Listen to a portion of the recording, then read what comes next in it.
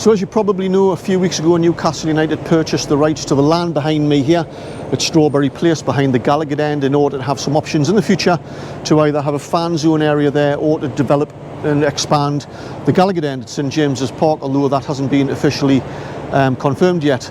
But what are the details of this particular purchase and this transaction? How much did it cost Newcastle United? Who did they actually purchase the rights from, and for how long? Well, over the past few weeks I've been submitting a Freedom of Information request to Newcastle United and Nexus to try and find out some of that information, and that's what this video is about. It's coming up. Welcome back, it's Eddie here from Tyneside Life. I cover the history, culture and football of Tyneside, but in particular there's quite a few videos about Newcastle United.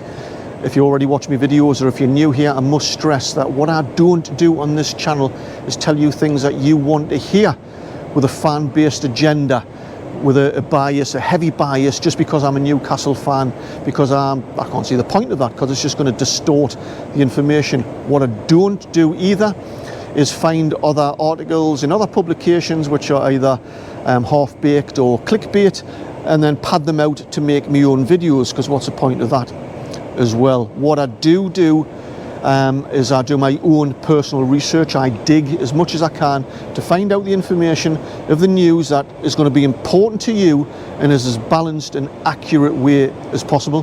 So if that appeals to you, if you haven't done it already, hit that subscribe button. Now, before we get into the crux of the video and Strawberry Place behind me here, do you remember those architectural drawings of St James's Park, which was turned 90 degrees? And then, I think that was about 3 years ago, then most recently, more architectural drawings have shown St James's Park moved roughly 20 metres northwest. That was done by an architect, a hotel architect called John G. Henry, and he's based out in Dubai. I've been in communication with him occasionally over the past few months about these particular drones. So I must stress to you that these drones done by John, they're just a bit of creative dabbling. They have no direct involvement with Newcastle United, and they shouldn't be looked into too deeply by you, the viewer. I think there's some sort of plans afoot to turn the pitch 90 degrees. There isn't, as far as I can find out anyway.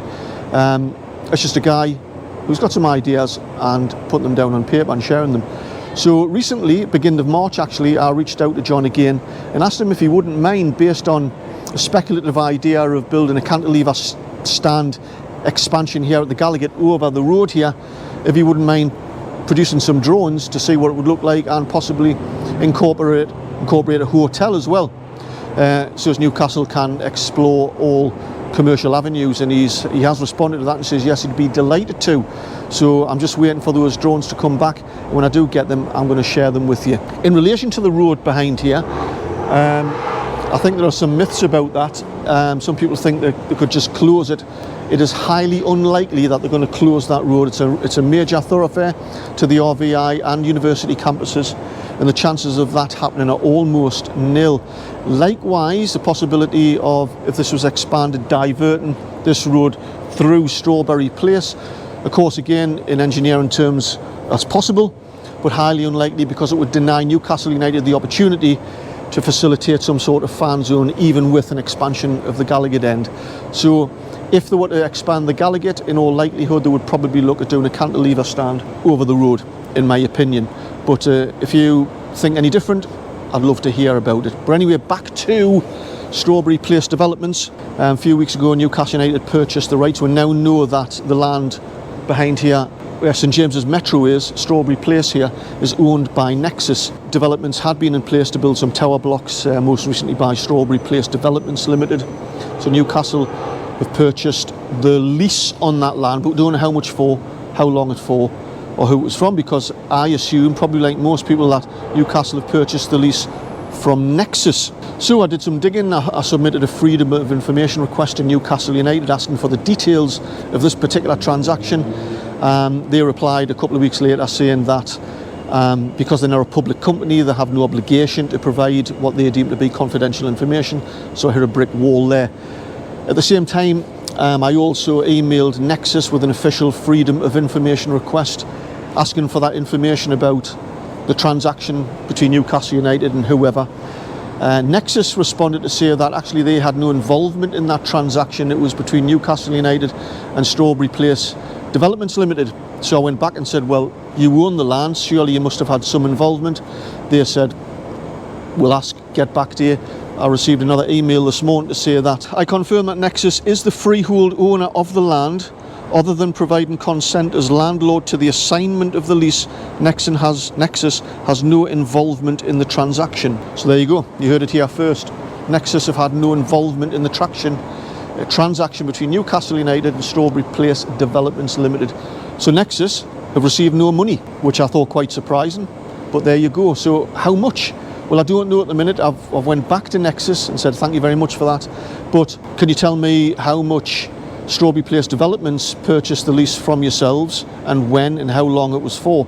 By doing that, I might have an idea as to how much Newcastle United paid. Somebody sent me a comment on a video I did a few weeks about this purchase of the land, and somebody said a development company had bought a 250-year lease on Strawberry Place Developments for 140 million.